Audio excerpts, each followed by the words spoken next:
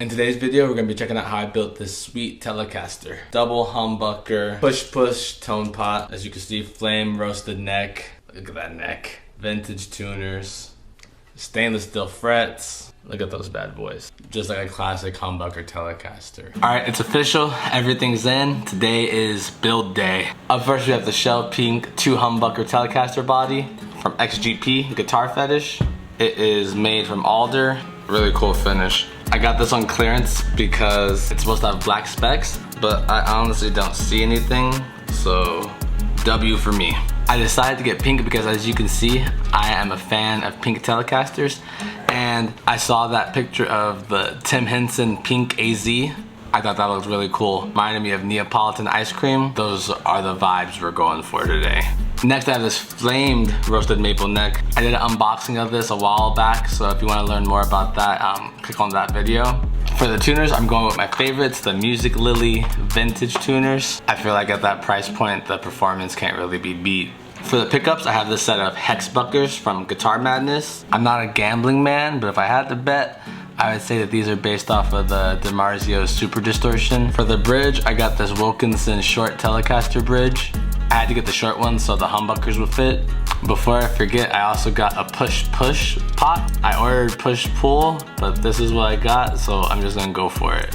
And of course, that's to split the humbucker so you can get single coil tones. So first I started off with the tuners. The tuners I bought came with the wrong bushings, so I actually had to buy the 10mm ones. After I got all the tuners in, I taped it down and started to drill. That's where everything went wrong. Tuners are installed. I hilariously drilled straight through the top. I've never done that before. This is a new drill. I've never really drilled with this before, so I'm not used to how strong it is. I went straight through the headstock. Growing pains.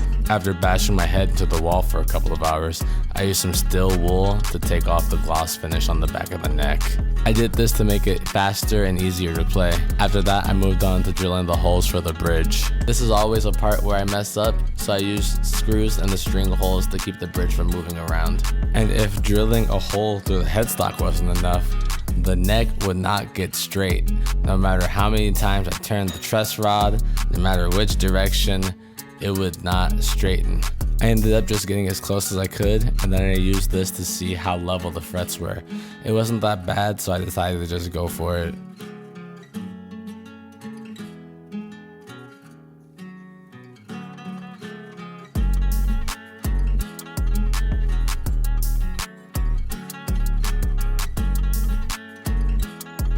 The problem I ran into while trying to install the pickups was that the control cavity was just way too small. And with the way that the holes were drilled, I had to install the pots before I could put the pickups in, or else I wouldn't be able to put the pots in because the wiring from the pickups would be in the way. In the end, I was able to do it, so if you're decent with the iron, you'll be able to get in there, but it was just a little annoying to have to work in such a tight spot. So that's how I put it together. I would say not everything is as great as it seems. I do enjoy the guitar. I think it sounds great. My biggest issue is the neck. The neck looks really good, but looks aren't everything. Looks can be deceiving. The neck feels good to play. The problem with not being able to get it straight, I had to shim the neck pretty heavily. The action is so high. It's really difficult. It makes it very hard to play anything technical. I'm gonna be honest, I'm not the greatest guitar player. I need as much help as I can get. I need that action as low as possible. Also, if you see, pickups are not entirely straight. I gotta fix that. But other than that, I'm really enjoying it. I'm not sure what I'm gonna do with the neck. I might take it off and just get another one. I have this sort of Music Man-esque neck. I might get another one of these and install it. I really like how this plays, so I might do that. Overall, I would say stay away from that. You might get a good one, I don't know. My experience is not good. If anybody has any info in the comments, please drop it on how to fix this. Tried shimming it, I got a new nut, I tried everything, and the only way to get it playable was to raise the action to a crazy height. That's not really what I want to do. I like everything else about this guitar. I love the pickups, it sounds great. They're really thick. I usually get the Alnico 5 pickups. The ceramics just sound thicker, if you know what I mean.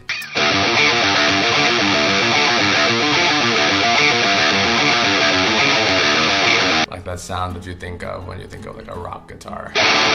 You know, it's unfortunate. You see something, you like the way it looks. It doesn't always go the way you plan. I'm fine with that because it's just a learning experience. One thing I learned is that I should probably check the neck straightness as soon as I get it.